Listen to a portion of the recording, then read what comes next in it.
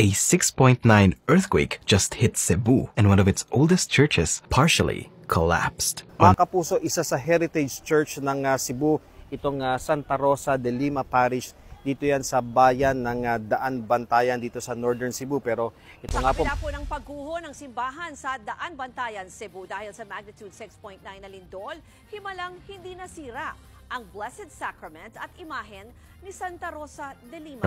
The Archdiocesan Shrine of Santa Rosa de Lima in Daan Bantayan is severely damaged. Built in 1886 during the Spanish colonial era, it was declared the Philippines' first archdiocesan shrine dedicated to Saint Rose of Lima in 2022. Common feeling, there's sadness among people, especially the parishioner.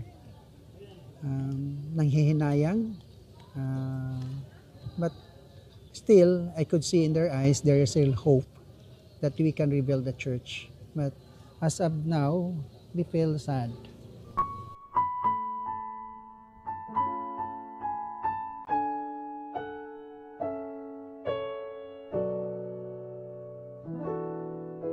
Usahay sa atong kinabuhi, ang kasakit nga mapati, walay makatandi. Sa kayano sa atong pagkatawo, makapsan sa paglaom, muhuyang ang pagtuo, apan sa panahon kalibutan. Usa ka bulak ang atong panaminan, Santa Rosa, giyahan mo kami sa pag-antos o pagsubay sa matarong nga dalan.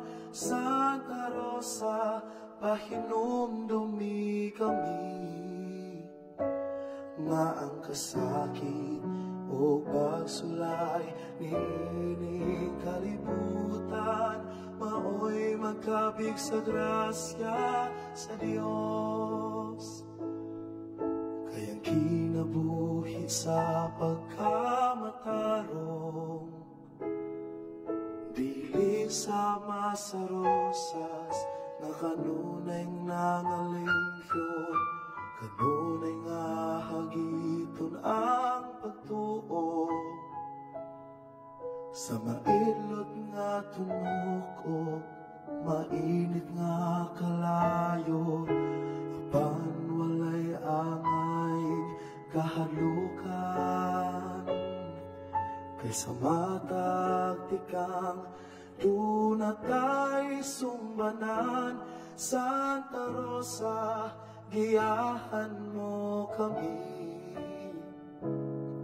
sa pag-antos o pagsubay sa matarong nga dalan. Santa Rosa, pahinumdumi kami nga ang kasakit o pagsulay ni ining kalibutan, maoy magkabig sa grasya sa Dios.